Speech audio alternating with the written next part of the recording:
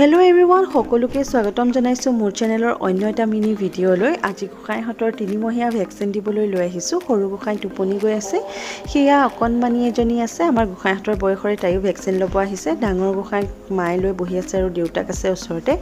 আজি দিনটো মানে ভ্যাকচিন দিয়া দিনটোত মই যে ভীষণ টেনচনত থাকো, কাৰণ সিহঁতক বেজি দিয়া বুলি ক'লে মোৰ মানে অন্তৰখনে কান্দি উঠে।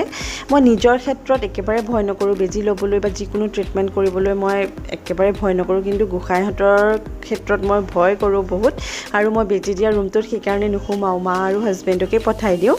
আজি ডাঙৰ গোসাঁই অলপমান আমনি কৰিছিলে, কাৰণ শুই আছিলে আৰু শুৱাৰ পৰা উঠিলে সি এনেও অলপমান আমনি কৰে, কিন্তু সৰু গোসাঁই একেবাৰেই আমনি নকৰিলে। যদিও সি শুই আছিলে, সাৰ পাই ভেকচিন কেনেকৈ দিলে সি একো গমেই নাপালে। বহুত টান হয় বেচেৰাটো, আৰু যেতিয়া দি হৈ যায় ন, মই কিমান দীঘল উশাহ লওঁ। এতিয়া এয়া ঘৰলৈ যাব ওলালোঁ, আজিলৈ আহিছোঁ, বাই।